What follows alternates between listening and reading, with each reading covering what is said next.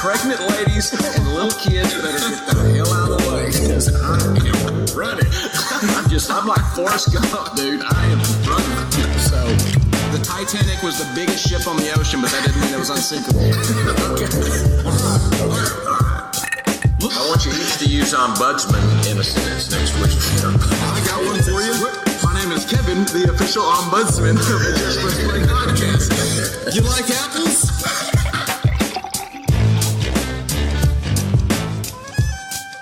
All right, welcome back into another episode of the JPP Pod. We are down a dragon, but we have gained an LJ. LJ is back. What is going on, guys? Pew, pew, pew, pew. Yeah, look at Kevin with the cool words. Yeah, bring it on. The gang is finally back together, and we got a fun episode planned for you. We're going to talk a little hoops. We got to get into some Game of Thrones. We're getting down to it, almost the end, but we'll get to that in a little bit later. But man, it's been a while. It's good to have the full crew back assembled. Yeah, it is. Yeah, it is. Indeed. I want to start out. I know LJ mentioned it right before we started recording, but man, I haven't watched a lot of hockey this year, but I watched one game last night. We're recording this on Wednesday, and I watched one game last night, and it was a Game 7 double overtime loss by the Dallas Stars to the St. Louis Blues.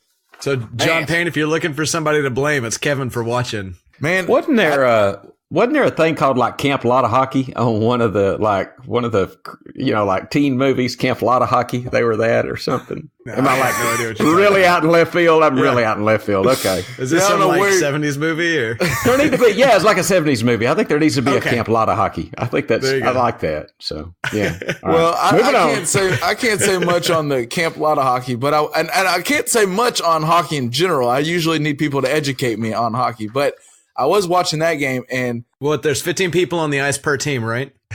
Yeah, Ben Bishop for the Stars, the goalie, was. I think the phrase is standing on his head, and that man, the Stars weren't getting a single shot on goal like the whole second and third period, and the Blues were killing Ben Bishop, and nothing was getting by him. And this is the same guy that I thought was supposed to miss the Game 7 because he got hurt in Game 6, and he was just dominating. And then the very end, it was a cool moment though, because the guy that scored the game-winning goal for the Blues is this Pat Maroon, I think his name. I know his last name was Maroon, and he's a St. Louis native, and he hit the goal, and then they showed his kid, and his kid was crying up in the press box. I mean, I was like, well, I'm pissed that the Stars lost, but don't try to make me feel like happy for this guy. He just broke my heart.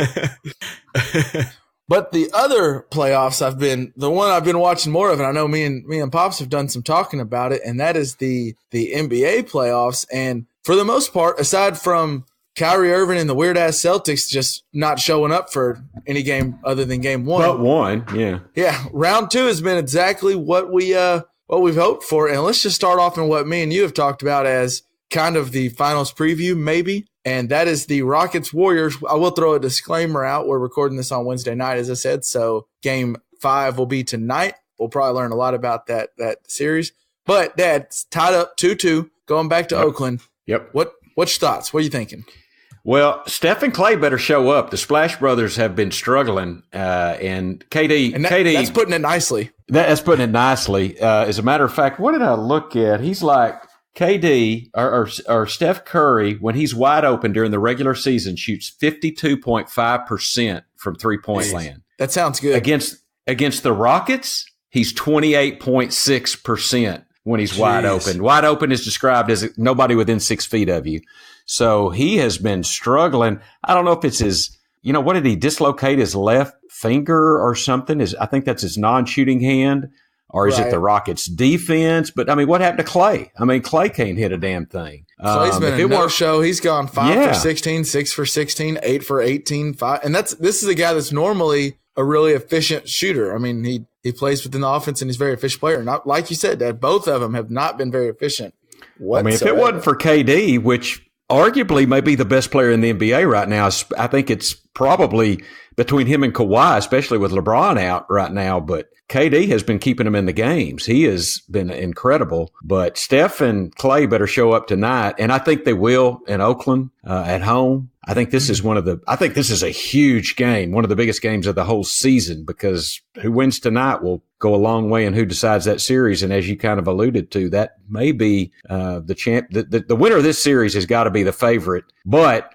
there's a guy in Milwaukee and a guy in Toronto that will have something to say about that. And we'll get into a little bit of that. I kind of want to talk a little bit about who's most impressive so far in the playoffs. But yeah, as you mentioned with KD, ever since, I don't know if you remember the press conference where, you know, our former Razorback, our boy Pat Beverly, was kind of getting under his skin. And some people asked Kevin Durant a while back, and he said, "You know who I am. I'm Kevin Durant." Ever since that press conference, he's dropped 38, 33, 45, 50, 35, 46. I mean, he's going nuts and shooting above 50% in almost every game. And it was kind of interesting. I wanted to ask your thought on this. It almost seems like it's a nice fallback for Steve Kerr to be able to go, oh, when the offense isn't going, let's just get out of the way and give it to arguably, if not the best scorer in the game now, maybe the best scorer of all time. Just a 7-foot guy that can do everything. Everything. That is a nice fallback, but it almost seems like they've gotten too dependent on it, and now they're just giving the ball to KD when that offense is really, really effective when that ball's popping around and all of a sudden Clay gets a couple threes, and then you start watching Clay, and Steph gets a couple of threes, then KD, and then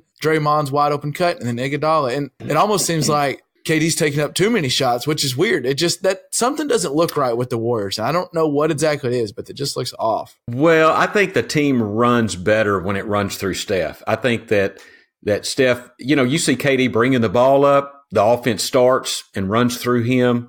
And I mean, I do think he's fantastic, and I won't get into off season yet or what's going on, LJ, but that will be exciting to see what happens after this season.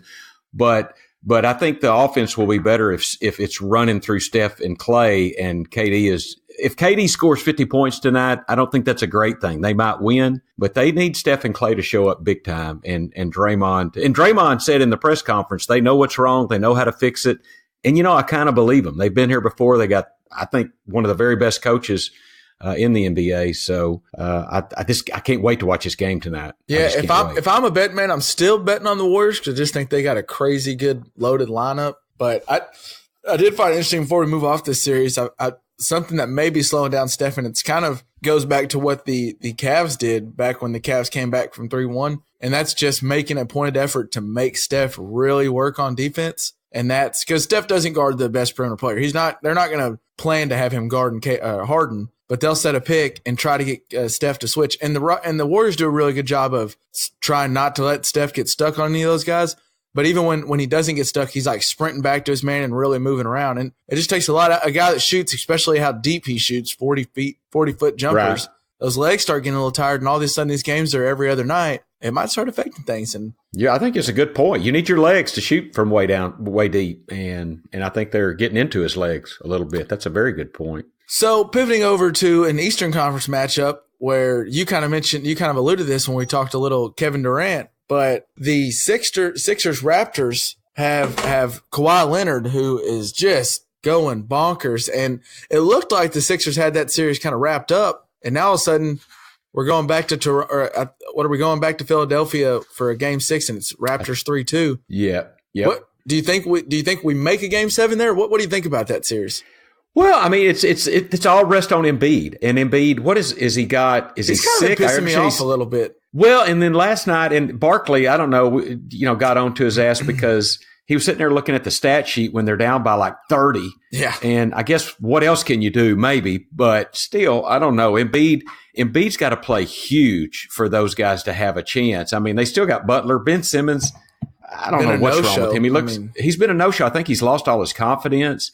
I mean, that's Embiid's team, and Embiid is always hurt. I think there's some argument on how Philadelphia needs to go on from here because Embiid's just always got something ailing him. I don't see Philadelphia coming back. I really don't. I think Toronto and Kawhi is playing otherworldly.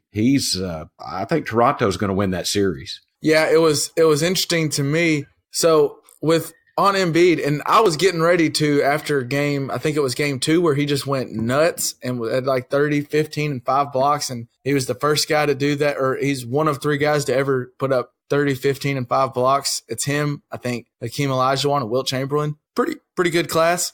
And maybe Shaq too.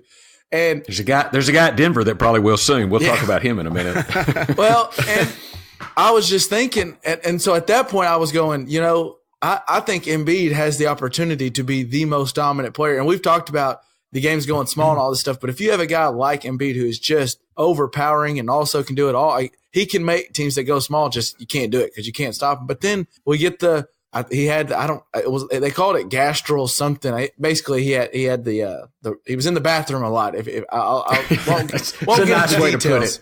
Won't get into details, but he was making runs back and forth to the bathroom, and that he had a weird game where he had like 8 points on 7 shots. And then the next game, his knee's hurting. And then this past game, he has a respiratory infection or something and was sick the whole game. I mean, I get it, and maybe he's sick, and we might can look past it, but it just seems like, and Barkley and Shaq were saying, the NBA playoffs, you ain't got time to be sick. If you're going to be out there, but Butler said it the best way. He said, Embiid's our guy. We're going to live and die with him. And he looked at the stat sheet and goes, I'd rather Embiid go 2 for 20 than go 2 for 7.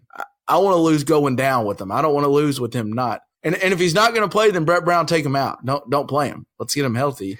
Don't you think? I think Jimmy Butler has shown a little bit of his mettle here. There were some doubts about him. Yeah. Jimmy Butler's the man. I really have a lot of respect for him and how he's playing and what he's brought to that team and how he's deferring, saying Embiid's our guy. I like Jimmy Butler a lot. It was, before we get off Kawhi in this series, I saw a stat from Micah Adams. He's a guy who works with DAZN. And before the last game, Kawhi's average dropped a little bit because he didn't score as much. But before Game 5, through 4 games this series, he was averaging 38 points a game on 62% shooting from the field. Just to give you perspective on how crazy that was, Jordan in one playoff series averaged over 35 on 60% shooting. LeBron has never done a series. Durant has never done it. Kobe never did it.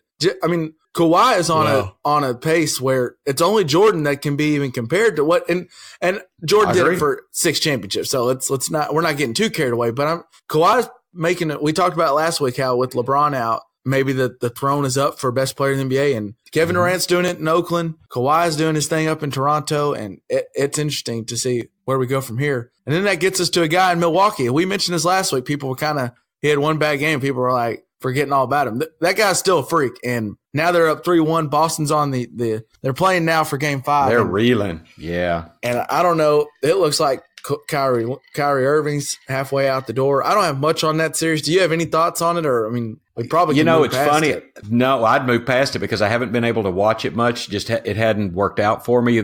There's a series we'll get to. I think Portland and Denver. I don't know why it's just happened. I've been able to watch that series. I've just been available when it has been on. So I think you're right. I think Milwaukee's going to take care of Boston. I'd just seen them take care of them tonight. I'd like to see how far Giannis can take them. I like that Milwaukee team. Yeah, that's kind of my thought on the Rockets and Warriors being the finals, the early finals or whatever. There's a team between what Kawhi's doing in Toronto and Milwaukee. They just got the right people around Giannis, and there's a couple times where Giannis just looks like he's just too much for anyone to deal with. The funny thing on that series to me is it was just like, and I mentioned this to you guys before we got on, but not long ago, even last year when the Celtics were making their run without Kyrie and Gordon Hayward, we were having the debate. I remember the debate kind of going around, like, if you could have Brad Stevens or X player, who would you take? And I remember some people even saying you could have Brad Stevens as coach or LeBron. And that was at least a thought because that team was really good. And all of a sudden, Brad Stevens isn't going up against Jason Kidd or Joe Printa, who was at the Bucks before, and Ty Lue, and he's going up against a Budenholzer, who's a Popovich disciple. And it seems like I don't know, something's wrong with the Celtics, and I don't know if it's all Brad Stevens. I'm not ready to give up on Brad Stevens because it looks like they might have the Kyrie Irving effect going on. And I think that's it. Kyrie Irving is, he was in and then he was out. Now he's back in, maybe. I wouldn't give up on Brad Stevens, but trying to find playing time for those guys that were getting a lot of PT last year when Hayward and Irving were out. He's had a lot of balancing he had to do, and I do think Kyrie is a little bit of a difficult animal to coach, so I'm not ready to give up on Brad Stevens, but I think it's more the team this year. Yeah, and him being so ball dominant, and it seems like at times he's playing hero ball, and that has to make, especially young guys, like last year it was Jaylen Brown and Jason Tatum and Terry Rozier stepping up, and now all of a sudden there's a guy getting 25-plus shots a game. You just don't have the same opportunities you had. And I think it's had a profound effect. Maybe, score first point guard isn't the best teammate in the world. We've kind of seen that with Russell Westbrook. We're seeing it with Kyrie Irving. But, a guy that does seem like a fun teammate to play with is, I think he might be Pops' new favorite player, and that's a guy who plays down in Denver. Got some chicken leg arms. My man Nikola Jokic. What? Just unload on me. Is that your new favorite player? What do we think? Oh, without a doubt. Yeah. I mean, I love him. I mean, the first point center that you've seen in the league. I mean, you've seen 7-footers bringing the ball up, but that guy, he is amazing. And what I really like about him is he doesn't whine and bitch either. He just, if he doesn't bitch about a call, he just keeps playing. He gets the open man. If you get open, Jokic, it's Jokic, I believe, but they call him the Joker. But he's going to get you the ball. He's not going to take a bad shot. He's not particularly fast. He just kind of, lumbers along. In fact, he's a little slow.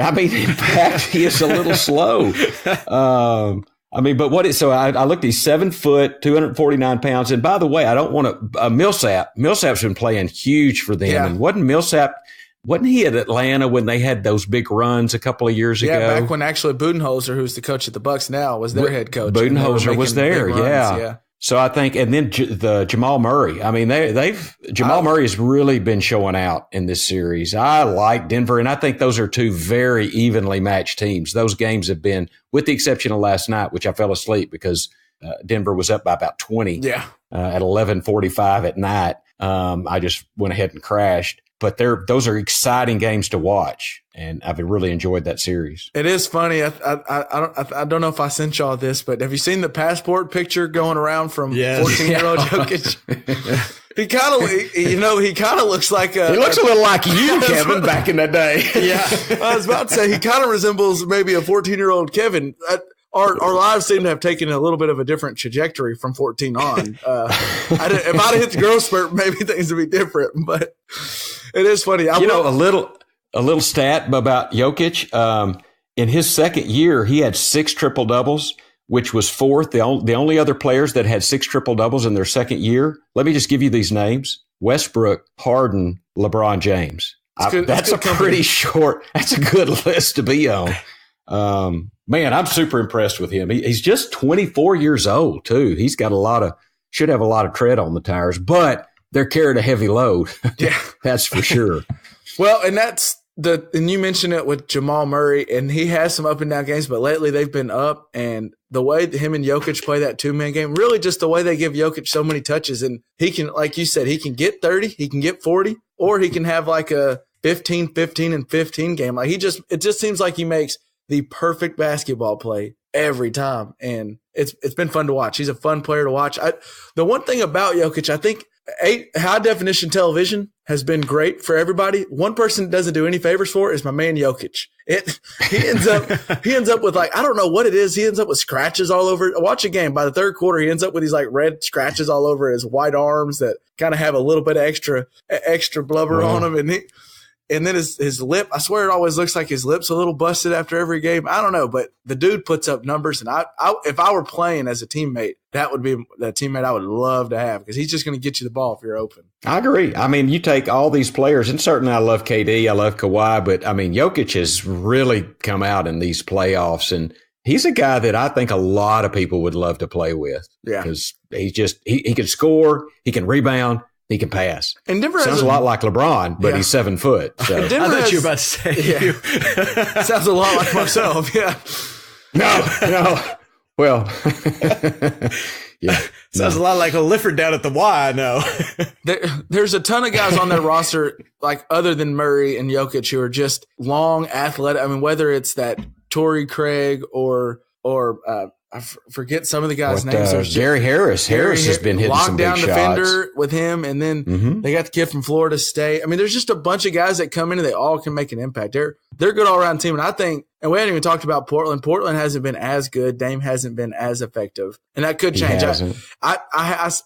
We talked about Embiid going down with only shooting 7 shots. One thing about Lillard, he might go down, but he's going to go down swinging. So I would expect him to come out firing in the next 2 games. And I'm not counting them out at all. And I just think either one of those teams that win that series, I think they're going to give either the Rockets or Warriors, after they have a knockout, drag-out, probably 7-game series. It ain't going to be just easy to beat the Nuggets or Trailblazers. No doubt. Well, and I was going to ask you, Enes Kanter, where's he from? I mean, I've been a little bit impressed with him. He's a good, tough inside Do you not know player. some of the And stories I'm he's not from? familiar with He's Cowboy originally name. from Turkey, and now he's been like kicked out of his country, and they've like threatened to like Oh, I have heard about capture that. his family. Like the Turkish government's like doing some terrible things to him. He can't go back there, or they'll like kidnap him in imprisonment. And he had to like get his father out of there. It's a really messed up deal. And No, I haven't Some heard fans that. were being real shitty to him. Did you hear about that yeah, too? Dad. And this kind of goes. We talked about No. Royce Young, where that fan tweeted the stupid stuff. Well, some fan. This isn't tweeting, but at the game, some fan close behind the bench said, "Go back. That's why your own country doesn't even like you. Go somewhere else," or something stupid. He said, I think he said, go back to Turkey. Oh, haha, you can't. Yeah, or something yeah. like that. Like, And I mean, that's just real shitty. that's not even funny. Like his family's lives are in danger. Yeah. And he's Yeah. and all Nicola or all Ennis Cantor talks about is how thankful he is for the U.S. and how great of a country this is, and he appreciates them opening with arms and helping him out. And like the U.S. government's kind of helped him out with getting his family safe. And then for a guy, it shows no class and no understanding, I feel like, of you, how lucky you have it here in the U.S. to say a comment like that. And it annoys me. Yeah. Just like we don't have to get all into it because we talked about it with the tweets and stuff, but just shut up. If you're going to be a dick, just shut up. There's no reason for it. You know, I think, and I don't think it's fair in NBA basketball. You know, you pay a lot for those seats, and I think that gives people what they feel like is license to say whatever the hell they want. Yeah, I paid for these seats. yeah. Well, and you know what? I get that a little bit, but don't say something that you wouldn't stand up and say to a man right to his face. And that's, you know, we talked about Russell Westbrook being a little bit of a dick. Well, you know what? If somebody calls you out, I don't care who they are, you can still be a man and stand up to them. And I don't know, if you're going to say something from the cheap seats, you better be ready to back it up, or let Enos Cantor come over and just clock your ass if you're going to talk. Would you? bad I about wonder him. if you'd have those same remarks if the 7 foot, 250 pounder standing right in front of you. I mean, just No, hell no, you wouldn't. So, it annoys me. I agree with you. It annoys me too. Last two things I want to touch on. How awesome is Inside the NBA with Shaq, Kenny, EJ, Charles? I know we've talked about it before, and either on or off the pod, I know we've discussed it, but that show's just the freaking greatest. I know you said it, Kevin. I don't want to steal your thunder, but this is so. I want to, listeners. Kevin has said this, but I will sometimes, if I've recorded a game or something and I'm late getting to it, I'll fast forward to get to halftime just to hear them talk, because they break a game down so well, and I just love their back and forth. And I mean, I love Charles and how he talks. I have a hard time. You know how I'm on Shaq. I'm kind of touch and go on Shaq. Sometimes you can't understand what he's saying. Is that what you're saying? You can't understand what he's saying, but Charles is so colorful, and I love Kenny. Kenny is analytical and really thinks about things. I think he brings out some great points, and EJ handles them so well. He is the perfect moderator for that group. Yeah. I mean, they're the best. They're the best show on TV as far as, you know, a game analytics. And Charles will even say that. Like, Kenny is clearly the voice of reason in that group, and he'll keep Clearly. He does such a beautiful job of, he lets him go off the rails, and it's so hilarious. But then he'll get him back on track. Be like, all right, now we got to get to this Toronto game. And you're right. They do a great job of, one, I think they really break down the game well. And then they also, I think they're genuinely, one thing that makes them so great is they're genuinely friends. And Charles and Shaq specifically, they know how to get under each other's skin. And Charles will say something like, you know, that's why Kobe and D Wade carried you to 4 titles. And then he knows that, and you can even see it. Shaq gets kind of pissed, and he'll say like, say one more thing, Chuck. Say one more thing. I'm gonna throw this damn cup at you. and then Shaq will do that thing about, that's why you're the only one up here that hadn't won a title that actually played in the NBA. So shut up. You can't even talk about the title. And you can tell that still bothers. And so as a friend, I just think of that, like me hanging out with some of my buddies or hanging out with y'all. Like I can give y'all, like, we're close enough to where you can really say something you know is going to annoy him, but it's not like you're going to get all butthurt about it because we're just friends. You're just going to come back and right at me, come back firing. Yeah. That's right. I mean, they bust each other's balls right there on national TV. It's fantastic. I love it. I love it. It's great. And now I don't know if you've noticed, I've been doing this thing where they race Kenny to the board because Kenny does Kenny's pictures. Yeah. I don't know if you saw last night because everybody beat Kenny. What they do is they shock him. And so like Shaq did it first and beat him. And then Ernie did it where Kenny thought he was going to walk over there And Dad, you've mentioned before, when Kenny runs over to the board, them knees are really going in. It's not the prettiest sight. Yeah. He looks odd. Yeah. But EJ beat him once, and then poor Chuck. Chuck tried one time, and Chuck looked like he blew a tire after the first step. And then they had to come back during the middle of the show. They had to get a PA out there to try to straighten up the table, because when Chuck pushed off the table, it broke it off its hinges. But well, you heard funny. What was Chuck talking about? I can't remember which team he keeps saying they don't have enough ass. They don't have enough ass out there. Well, that's Chuck's problem trying to run. He got too much ass. He got too much. He got a little pit in his snoggle. Yeah. And now they got a little wager going. Shaq and Kenny have a wager going where if anybody, because Kenny said no one will beat him the rest of the year, blah, blah, blah. And every time he gets ready to go to the board, he looks around who's going to try me? And Shaq said, look here, if anybody beats you the rest of this year, you got to rub down my feet with some Gold Bond. And I don't know if you've seen Shaq's feet, but they're notorious for being disgusting. Nasty. Yeah, it looks like there's stuff growing on them. And man, that's one thing I would not want to do. I'm sprinting to that board if I'm Kenny from now on. Rub some Gold Bond on Shaq's feet. Yeah. I think I've had that nightmare. Kenny asked, I threw up in my mouth a little bit. They asked Kenny, they're like, what? Or Kenny asked them, well, okay, if I'm going to do something that nasty, I got to get something in return. And Shaq was like, I'll rub your feet. And Kenny said, I got good feet. I don't know what you're talking about. I have nice, good looking feet. You have those behemoth feet. Well, okay, so I haven't really been watching these playoffs, so I was taking this time to take some notes on things I need to watch for. So if you guys wouldn't mind making sure that I got these down right. Yeah, tell me what you got in your Big Chief Indian pad. We'll let you know if you missed it. Yeah. All right. Yeah, I got it right here. So I took down Golden State would be better if the good players weren't bad. That's pretty accurate, right? Yeah, that's what you guys were saying. Yeah. Okay. Right. Yes. Right. The Sixers need to go on a run, but Embiid already has the runs. I think that's kind of where we went with that. That's true. That's fair. True. Yeah. True. You need some the Bucks and the Celtics don't matter at all. Don't even tune in. Nope. Series is probably over. And Jokic. Yep. Jokic is so good that it put Dad to sleep. So just keep that in mind. And then I also took down don't worry about the games inside the NBA is enough. So did I get those right? Yeah.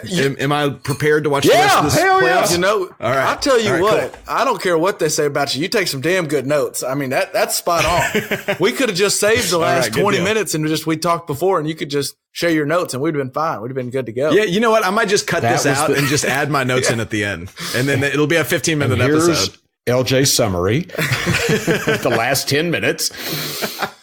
And I do want to take a quick second. So if you've been watching some of the NBA playoffs and maybe you'll catch yourself near Houston or you'll catch yourself traveling in one of the big cities and you want to catch some of these games, let me take a second to introduce you to one of our newest friends of the JPP pod, and that is SeatGeek. Let SeatGeek, if you're trying to go to any event, whether it's a game, a concert, a play, anything you want to go to, let them take the confusion out of your ticket buying experience. And instead of shopping for dozens of sites looking to find the best deal, SeatGeek, they'll do the work for you. It's crazy. Their app, what it does, it scans all the internet for the best deals to your favorite game, concert, show, and then rates them and lets you know if you're getting the best bang for your buck. You'll get a green dot for a good deal, a yellow dot for not so good deal, a red dot for a get away from. You're going to pay way too much for it. And it's just, it's super easy. And right now, if you go in and put promo code ACAA, that's for Armchair All-American. If you put in that promo code ACAA at checkout,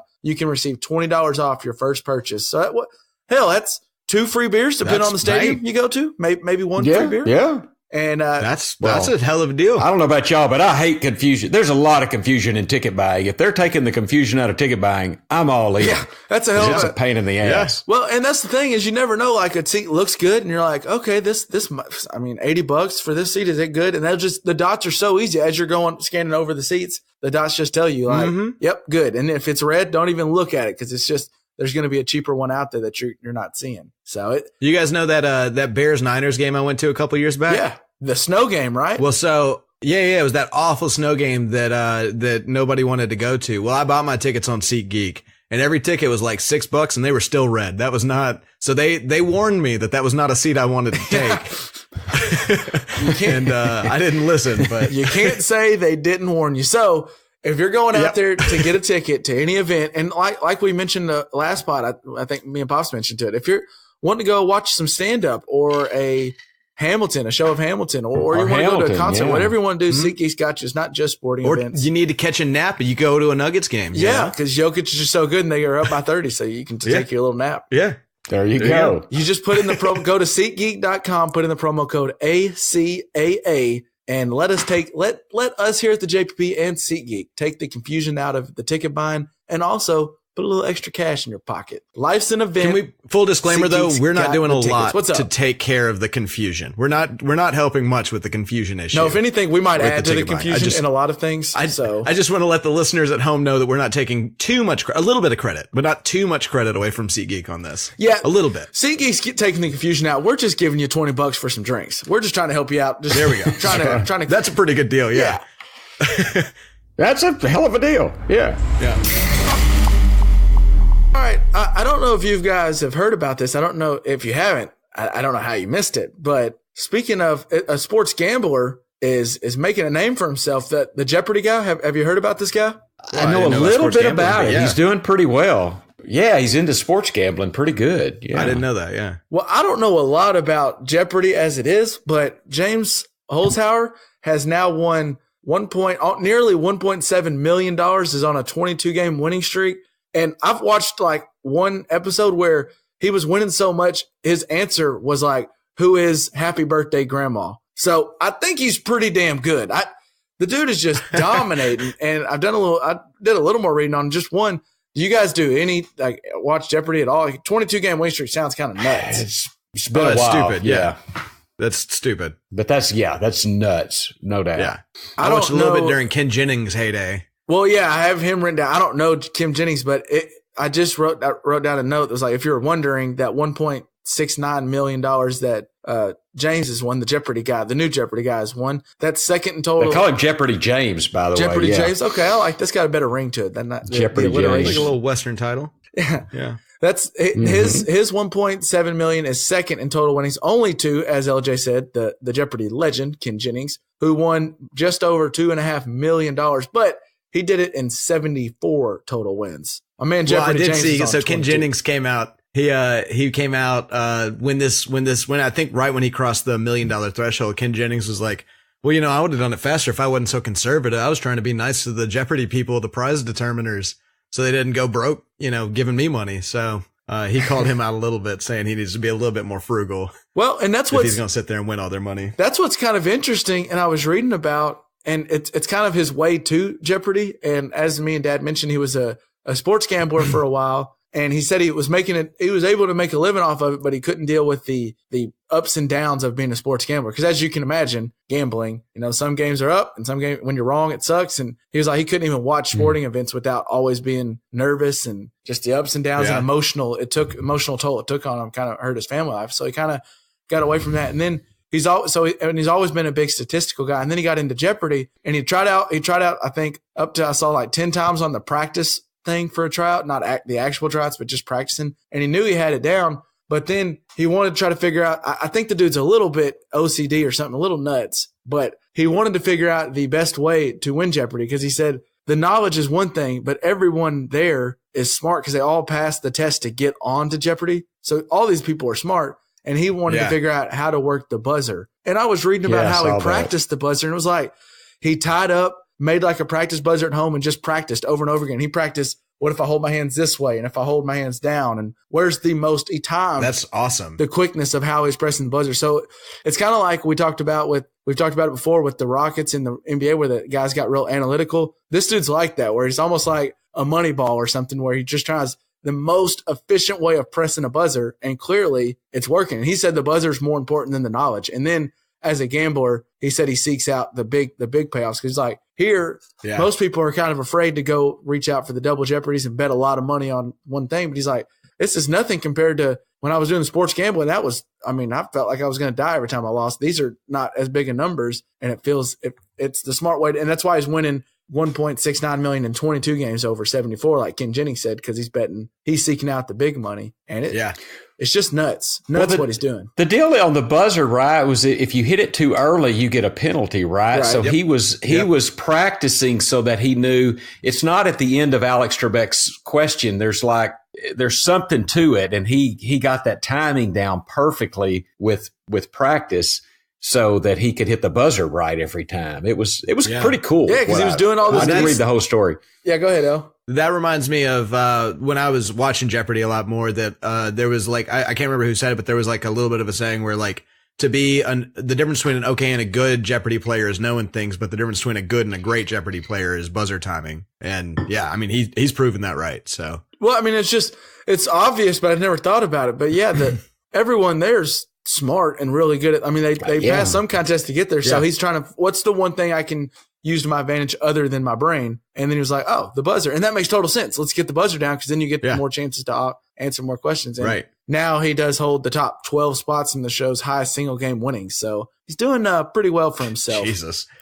Doing pretty well. We won't get the chance to see him extend this streak for a little while. And it also is interesting to me how Jeopardy's not a live show, but still we learn about whether he won or not each time you watch it, and how they keep quiet on it. I mean, people can't keep quiet on anything. There's all kinds of stuff going on, and somehow they keep this secret. I thought that was cool. But we won't see him extend his streak until May 20th due to Jeopardy's right now is doing their teachers tournament week, because I want to give a quick shout out to it's National Teachers Appreciation Week and National Nurses Appreciation Week. Shout out to all the teachers and nurses. I know us three have those are the two jobs here in our hearts. With shout out to Kristen. Yes, we do. And yes, we do. And Kelly. Kelly is also a nurse. Yeah, definitely. And I think that I'm glad I didn't actually know this was a week. And I thought, man, if there's there's so many national days and national weeks and all this jazz.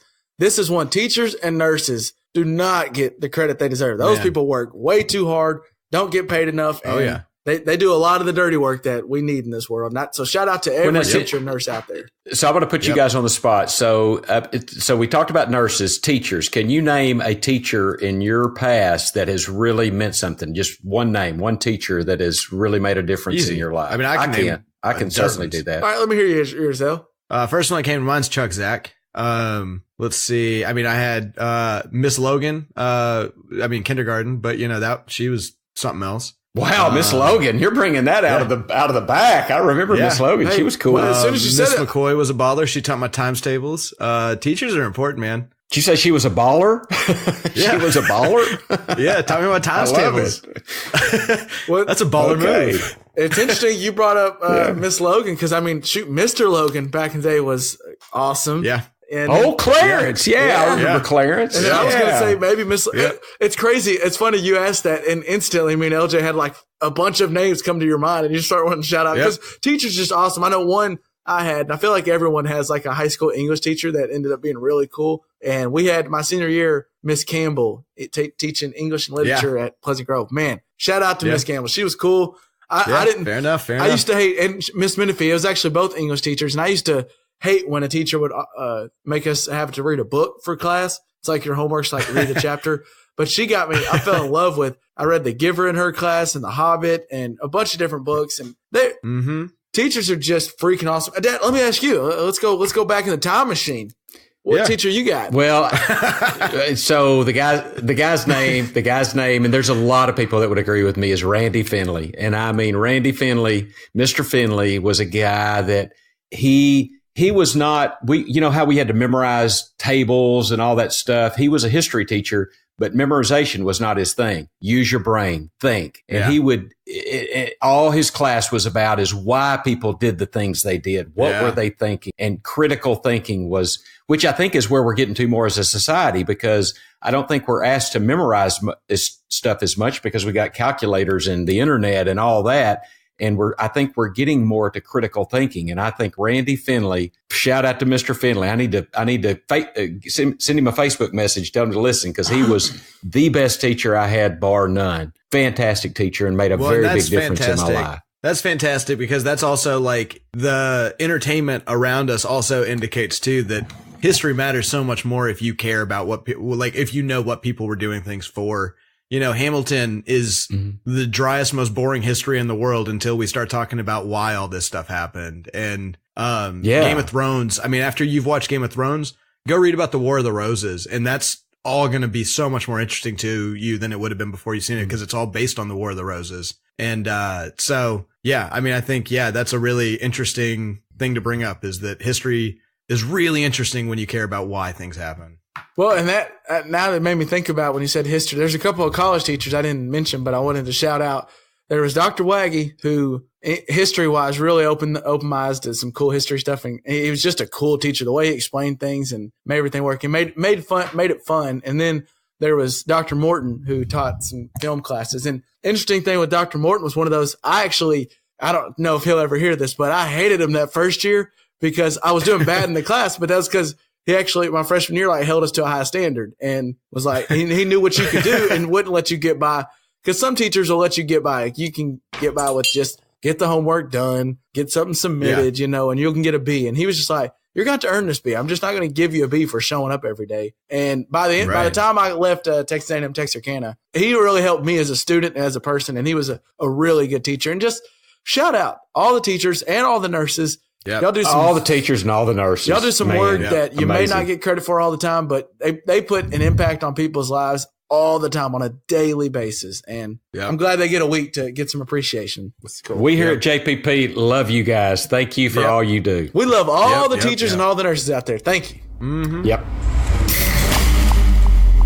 Now, before we get out of here, we got a couple things we need to touch on. And one of them is I don't know if we've had LJ on since maybe after one of the, it's been a while since we have LJ on to talk some Game of Thrones. And let's just say some shit's going down. We got two episodes left. There's a lot of things that got to happen. I don't know.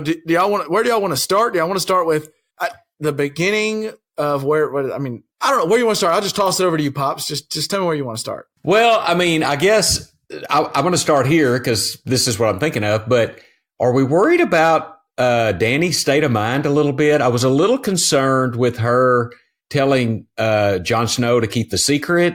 And then Jon Snow's such a dumbass. Maybe he prefers Dumas, but he goes and tells Sansa and Arya and swears them not to tell anybody. Well, that's some bullshit. They're going to tell somebody. And then I think it's pretty obvious it happened off screen, but she told Tyrion. Yep. So no, it happened on screen, and it sounded like didn't he? She said, "You're right." Well, no, she said, "Hold on, what if there's somebody better?" Yeah, I don't think we actually heard the conversation, but yes, you're right. You're right. We didn't hear the conversation, and then later, am I wrong? And there's a lot to get into, but am I wrong that Varys kind of was suggesting they need to kill Dany? Kinda. Yep. I think that's exactly what he was saying. We need to get somebody to knock Dany off because Jon needs to be the ruler, and I'm like, yep. Yeah, my man Varys pulled a Kevin Durant in 2016. He was like, "Man, that team's pretty good over there. I'm ready to leave this squad." And he's known to do that. He'll jump ship quicker than you can turn around. Yep, he's been saying for 2 seasons. Russ is my man, but yeah, I don't know what's going on there. And then I like Bronn showing up and like talking about he's supposed to take out Tyrion and Jaime and talking about, well, you said if I got an offer, you'd double it. I don't know. I think Bronn's cool. Yeah. I need more Bronn. I don't think we get really it. Need more. I feel like we're not going to get much more of him, but I know. I'm worried about that. It is funny you mentioned that with Sansa and like, so Ned Stark, her pops held what the deepest, most impactful secret for 40 years? I don't know. And forever. And Sansa, for his whole life. I don't know. How long did Sansa hold it? For years. like 20 seconds? Not long. 20 seconds. I mean, not long. First thing she got, she was like, all right, I won't tell anybody. And then instantly ran back and was like, hey, let me go tell the hand of the Daenerys Targaryen that she's not the rightful queen. I mean, I was like, man, come on, Sansa. But I will say, but that's just the difference between two people. I mean, Look, Ned Stark is an honorable idiot and Sansa is, well, she's not an idiot. Yeah, maybe she's learning from Ned Stark. Keeping these secrets didn't help him. It got him killed, if anything. Well, but it seems like Jon is really Ned's son, right? Jon cannot be dishonest and his integrity might get him into trouble. That's, and part of it I think is like Ned's son. Nurture versus nature, right? Where, he lived a life just idolizing this man that like he thought he'd never be as important as the people that were just born lucky enough to have his last name. And so he's tried so hard. He's tried so much harder than the other kids to be Ned Stark, whereas the other ones had their own identity. And so, yeah, I think he's definitely playing that role as the honorable idiot in a way. But, yeah. Yeah. Where was something from the episode, LJ, that kind of was there another key? I mean, there's a lot of things we kind of want to get into, but was there another key moment? That's a big one because I do think they are doing a beautiful job of painting the picture where I could see it going either way, where Dany kind of comes to her senses, or I could easily see her going Mad Queen and just starting to burn shit to the ground. I mean, they've made it to where neither one would shock me much at all. And I think that's kind of what they're going for. Well, can I just say, at this point, I'm legitimately rooting against her because I think she's dumb. Because she was not looking out for Euron. Like, what the hell was she thinking? She's up in an Apache helicopter and she let a bow and arrow hit her. Like, yeah, come on, in open ocean. Like he was hiding behind a damn rock the whole time. No, I'm furious at that scene. Like, I'm so pissed off. Yeah, me too, LJ. Me too. I mean, your dragons are flying. I mean, you can survey the whole scenery, and they didn't see that. Yeah. Come on. Well, and it's not like this is the first time that Euron's snuck up on them while they were doing something at sea. I mean, every battle they've lost has been because Euron showed up, and she just doesn't think about him. She's just having a good time smiling at her other dragon. I don't know. It was such a stupid. I'm kind of mad at the writers for it because I think it's a dumb decision that I think like. Daenerys as of 3 seasons ago would have never made. You know, someone messes with her once and she never forgets it. And now it's just like, oh shit, you're on again. Oh my God. What a goofball. Well, I didn't even think about it. Silly me. Yeah. And I think that's kind of been the thing over right now. I wanted to get your guys' take, and a lot is being made. I think Game of Thrones was so good for so long that they've made it to where it's hard for them to keep this thing going and not be elite, like not get critiqued somewhere. But the writing has got a lot of critiques here in this season, and it sounds like this is just another one of the things where they're speeding up the process to get this season in 6 episodes or whatever, and so they needed a dragon to go down, so it's a more fair of a fight, and like that just makes no sense. Like you said, there's no reason why you should be up high and not like checking around mountains. You shouldn't be flying real low right around a mountain where there's a guy that's been known to be sneaking around corners. It's just dumb. You know what I think they're doing? I think the showrunners are they're reverse engineering. They're like, we need to get to this point. So how do we make the pre-story? Right. Yeah. And that's what's bothering me. They're making the story get to where they need to instead of letting the story bring itself to fruition. Well, nobody's doing the smart thing. Like the first 6 or so seasons were plagued with people doing the smart thing that worked out poorly because that's the way things worked or whatever.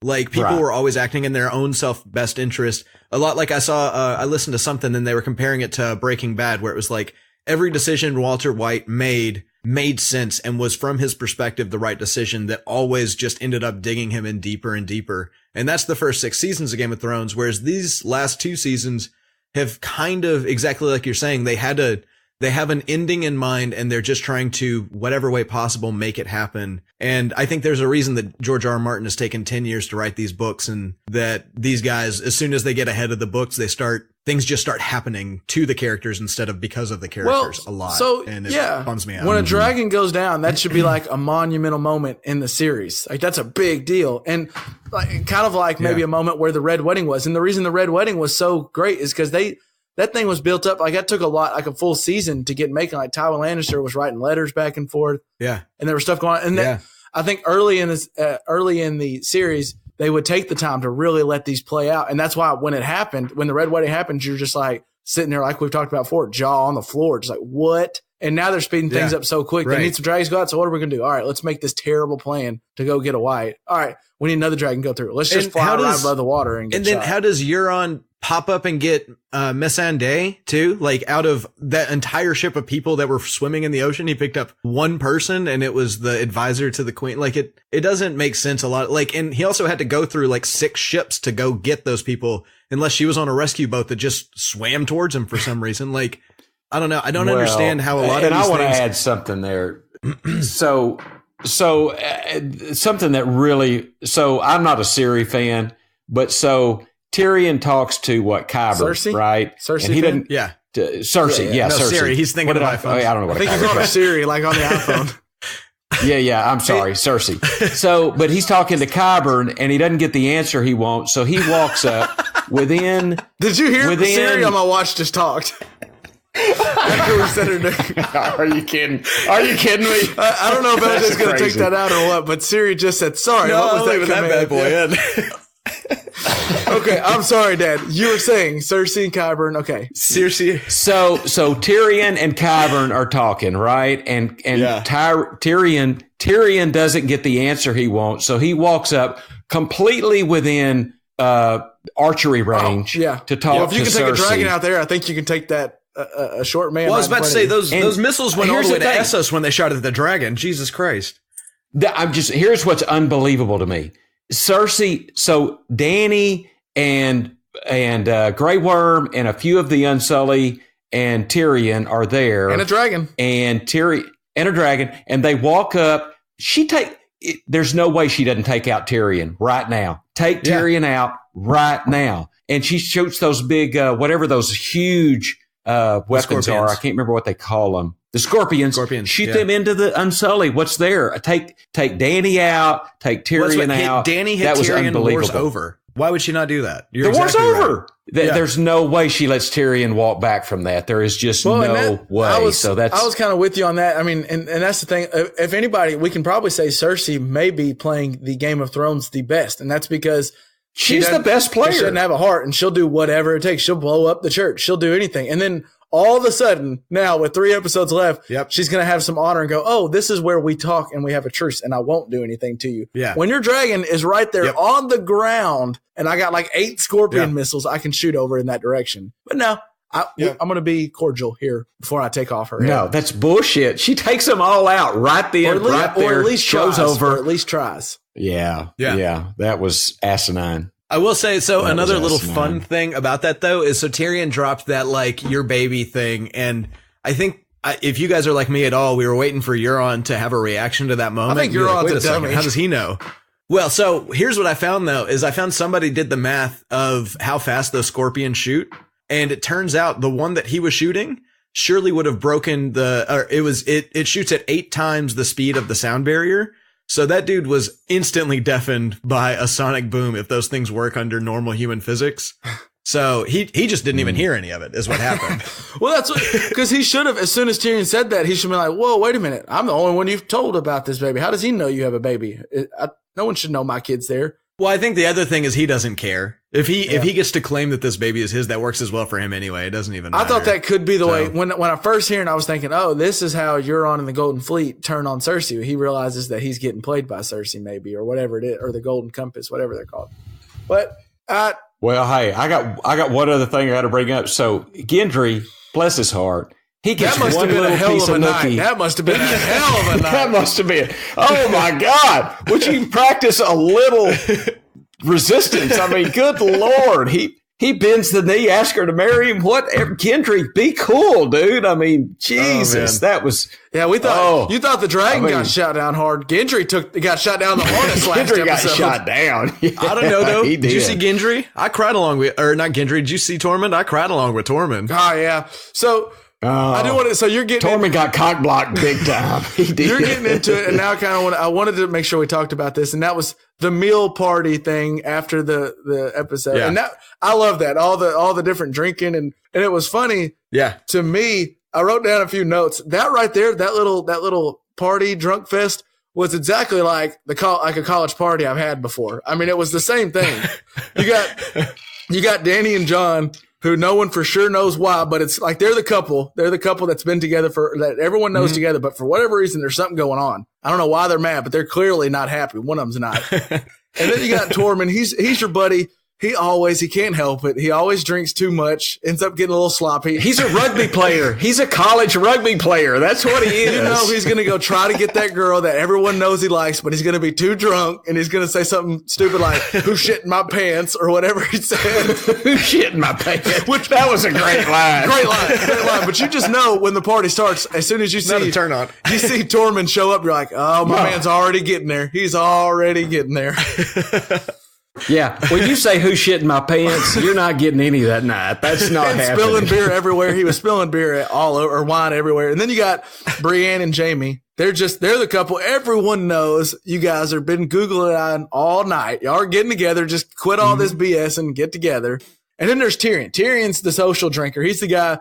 he's keeping the drinking games going. He's making sure everyone keeps drinking. The party keeps going. He's playing waterfall. Yeah, he's the one that's like, oh, waterfall. Everybody pour your drinks, shots. Everyone needs a shot. Everyone finish your beer. And then there's Sansa. Sansa's the pretty girl who's clearly everyone would be happy to get her, but she's just something's going on. She ain't trying to take nobody home. I guess I don't know. She wasn't. She's the DD for a group of girls that she's got to make sure get back to the damn, she's the DD. She's the DD. She's the DD. You're right. And then lastly, you got Bran, or not Bran, Bran. He's the stoner friend. No one knows where he's at, but he's outside smoking and like making these. No, I have to go now. What would you do? Asking weird questions in a weird tone. Yeah, he's the stoner friend. He's out there sitting in. He's sitting there saying, "I'm no longer Andrew." Yeah, he's sitting out there. Oh, what if I'm no longer Bron anymore? And he's hiring a kite just out, and everyone's like, "What is this dude talking about?" So he's left out there alone. Well, because do you remember at one point, Bran's talking about the best wheelchair of the last century or whatever. Yeah. Oh my God, the Night King's coming and you're locked up looking at the best wheelchairs of the last. Well, I was 10,000 I years? know the world may end, but I was scrolling through Amazon and this thing's got a lot of really good reviews. This is a good wheelchair. Yeah. That's funny. We all had basically the same joke. I was sitting there thinking he was looking at Sears catalog while he was at the Godswood. Oh, this one has 5 stars. Oh. And then I wanted to bring up the beginning of the episode too, where they had, I don't know how many days passed between when the war ended and when all the bodies were stacked up really neatly. They don't do a great job of that. Was a lot of work. That took a lot of work. They made it kind of seemed like that was like the next day because they still had all their battle wounds and stuff. But that took some work to get all those bodies put back together. And then can we just mention how nasty that had to smell? I don't know if you've ever accidentally saw like one time. Oh my God. One time I burned my hair. Like if you burn a hair smells disgusting. Yeah. And there's a lot of Dothraki and wildlings and a lot of hair all over those people. I don't think they shave a lot. Yeah, they don't shave a lot. And they're also just not clean human beings. I don't think they shower very often. And they're just lighting them on fire. And then they have the audacity, John, which it was a good speech. Don't get me wrong. But they have the audacity while the wind's blowing that god-awful, I can only imagine it's a god-awful smell. And he's over here giving his speech. If I'm someone else, I'm like, hey, can we take the speech inside, John? But can we wrap this up inside, please? It's cold. It's still kind of winter, and it smells like ass out here. Is there any other like more serious things that you maybe wanted to get into about like what maybe happens next or where they're building up to? Well, I'm disappointed they only have two episodes left. But yeah, go ahead. There's only 2 episodes left for the big battle. I mean, the one that we want to see.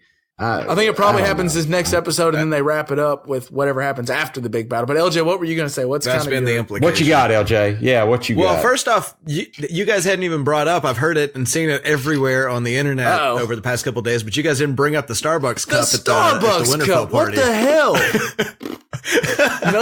Can I go ahead, Dad? Have you seen this? Do you know what we're talking about?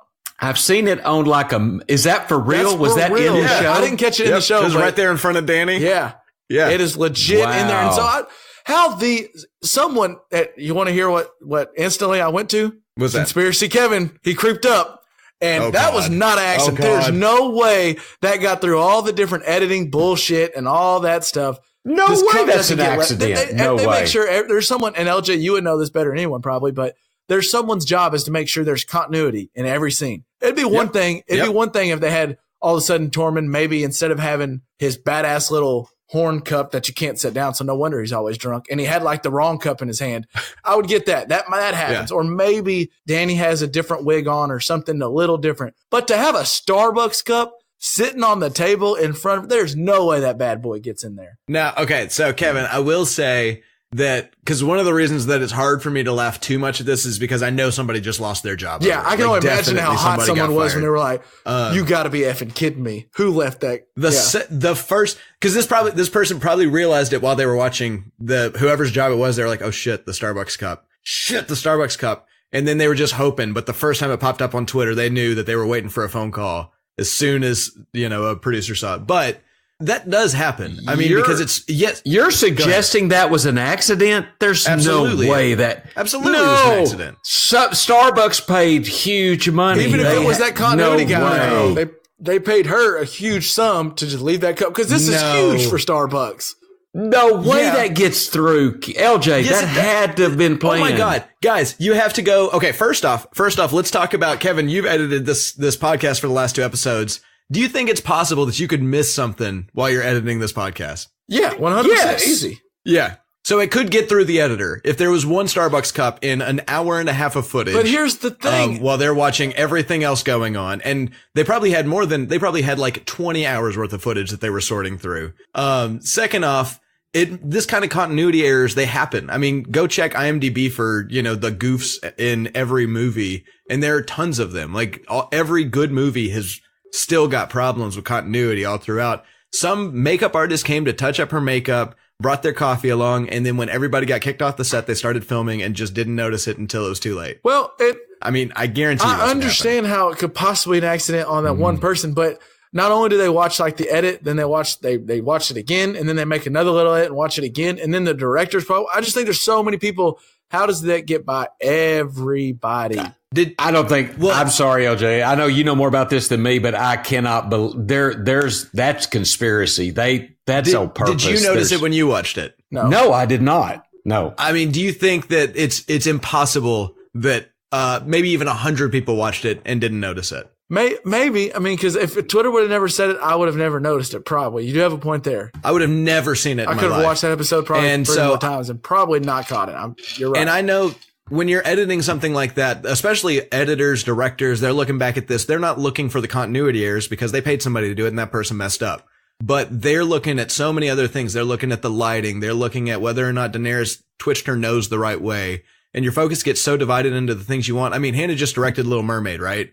And if I asked her, how did this sound moment go? She didn't notice because she was watching to make sure that they were wearing the right shoes. You've got all of your attention focused on different things and these things just slip by sometimes. Now, I'm not saying that Starbucks isn't happy about this, but I was going to say, if somebody got fired for that, LJ, then Starbucks made it worth their while. I bet you money. Well, it was already free. They don't have to pay anybody. They already got their money's worth. They don't need to pay whoever got fired. Starbucks, severance or whatever. This guy is like the owner of the franchise at Chicago Starbucks right now. That guy. I did see that there was a statement from a Starbucks spokesperson who said that the company is not commenting on if it has any relationship, financial or otherwise, with Game of Thrones or HBO. I think I'm going with Pops.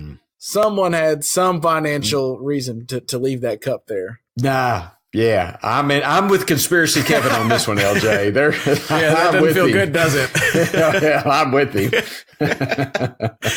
Conspiracy Kevin. So you're siding with the guy that thinks Stevie Wonder can see and he's just faking it. I'm just throwing that out there. I want you to know which side you're picking here. I'm not saying I'm with him on everything. I'm with him on this one. I just want you to know the logic that you're following. Okay. All right. Want you to know that. Okay. Yeah. Can I share it? A big thing I need to ask you about this episode, and we're wrapping up. I swear we're going to wrap up soon. But so my man Jamie, after he does the little, knocks on Bran's door, like, what you doing? He pulls that late night, wants to go holler at her, and it worked out.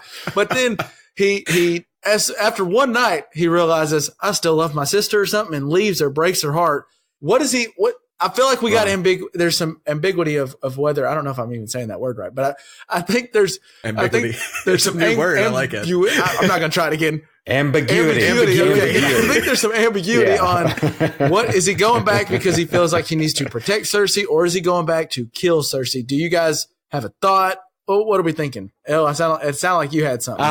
Go ahead, El. Yeah, he's definitely going back to kill her. I think that was pretty clear to me. I think he found that when he heard about how awful she was, then he realized that this awful doesn't need to be in the world. I am this awful also. Like he wasn't sitting there thinking like, oh, we can be the worst together. We can be the worst twins. I think he was definitely thinking she's got to die and I've got to be the one that does it. So that's my thought. You agree? God, I hope so, because I've Jamie, I think, had the biggest turnaround in the series because he was just a hateful, spiteful ass, and then he became a good guy. He's got it. I hope you're right, LJ. I don't know, though. I don't know. I didn't get that at all. I really didn't think he would be with the Brienne. I thought they loved each other kind of on a brother-sister kind of level. I never saw so you know how Jamie likes his sisters. Fair point. I will say, fair point. I'm with you, Dad. In fact, the fact that they hooked up, it almost took away from that knighting ceremony the 2 episodes before that really hit me so hard. I agree. It turned that into like, oh, this was because you got a crush on her. Okay. This was because you wanted to get laid. I mean, you knighted her because you wanted to get laid. Really? Right. I mean, before it was just this like really and now beautiful Tormund's moment. going back up, I'm totally going back north, and he's listening to Marvin's Room by Drake, and he's crying because he got his girl stolen. Yeah. But you know what? I wanted Tormund to knock that out and have a baby. I wanted that so bad I couldn't stand it. But Tormund got let down, and you know who else he's taking back? A buddy Ghost who got let down. He didn't even get his head pet once. God, come on, John. Come on. John, you piece of God. So I don't want Daenerys to win because she's an idiot, and I don't want John to win because he treats Ghost like that. Like, you can't trust him. You can't trust a man that treats a dog like that. I'm just saying. You got to go love up on Ghost. I mean, come on. That's your dog, man. Come on. Winston Churchill said, if love my dog, love me. You know, I mean, hell, you ride a dragon one time, and then you're going to just go, no, you take Ghost, and don't even go give him a little boop on the nose. You're not even going to say bye to my man. And I did. Yep. Yeah. I don't even care what happens on the Iron Throne. I just want to watch Tormund and Ghost run around in a field of snowy flowers. That's all I want to do. I did read. So apparently the director, David Nutter, says that the CGI prevented Jon Snow from giving Ghost a proper goodbye since, quote, the direwolves are kind of CG creations. We felt it best to keep it as simple as possible. It played out much more powerfully that way. First off, bullshit. Second off, last episode, you had a zombie giant pick up Lyanna Mormont and crush her before getting killed. Your CG budget's fine. Yeah. We're not worried about your CG budget. Well, they spent all their CG budget on that, but I will say that they might have a little left in the tank if they didn't kill a damn dragon in the ocean with an unexpected boat popping up in the middle of it. I mean, if they were a little bit more logical and maybe just killed the dragon standing outside of the Red Keep like it made sense to do, then they would have a little bit more CG budget and he could go pet the damn dog. And we could all be a little bit happier about I had to go knock on my neighbor's door to go pet on their dog just because I felt bad for Ghost. I needed to pet on something. Hockey got some loving. Yeah. But you know what I think we're getting to is so George Martin, I mean, there's a reason he's taken this long to write these books because they were masterpieces. They were masterpieces, and you can't just make this stuff up this quickly. And, you know, I agree that they didn't do this right. The showrunners are not doing this the way I'd love it.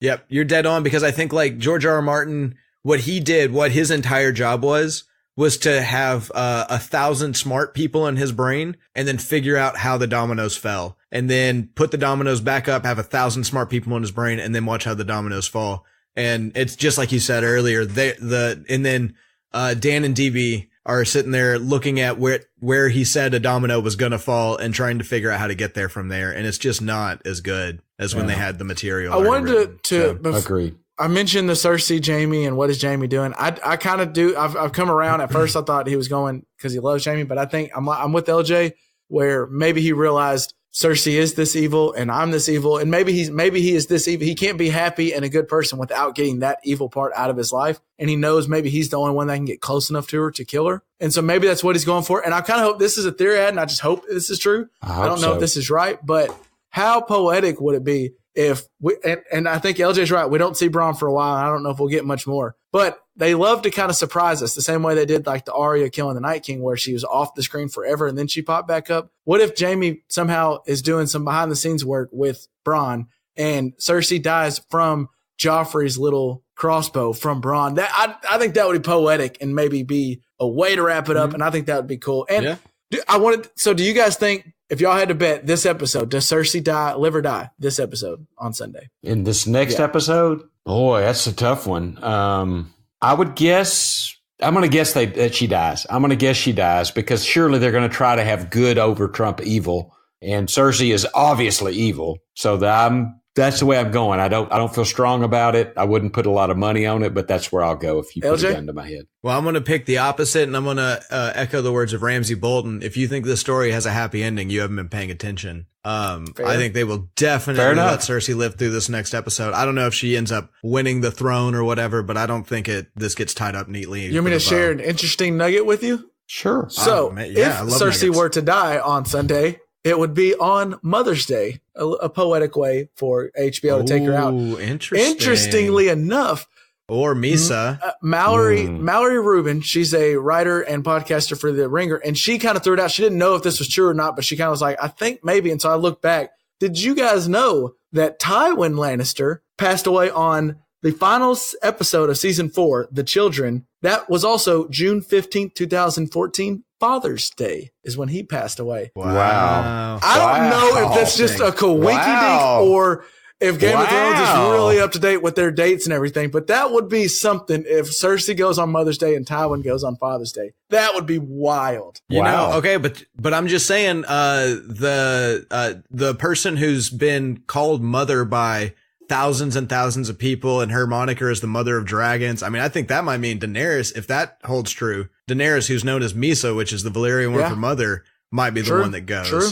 Cersei's a mother to nobody right now. So wow, I might put some money on my bookie that either Danny or Cersei goes on Mother's Day. That is a hell of a segue, Pops, because I did want to mention that there's some new odds out in Vegas on who will become the Night King. And I looked at the updated odds as of this week. Right now, the Starks are doing well with Bronn at plus 200 leading, then Jon or Aegon, whatever you're calling them, Sansa, Gendry, Daenerys, Tyrion, and then there's a Jon Daenerys group together that maybe could do it. But what I wanted to mention about is what you said, Dad. If you're wanting to bet on some Game of Thrones odds, maybe you want to go bet on who's going to die, Cersei or Jaime, all this nonsense, head on over to our friends from MyBookie. You know, you've heard us talk about it for weeks, hell, maybe a year. They've been with us for a while now, and they'll let you, if you want to gamble on the playoffs or Game of Thrones, whatever it is, you just jump in and do some betting. And right now, if you put in the promo code JPP, that's for you boys over here at the Just Press Play Pod.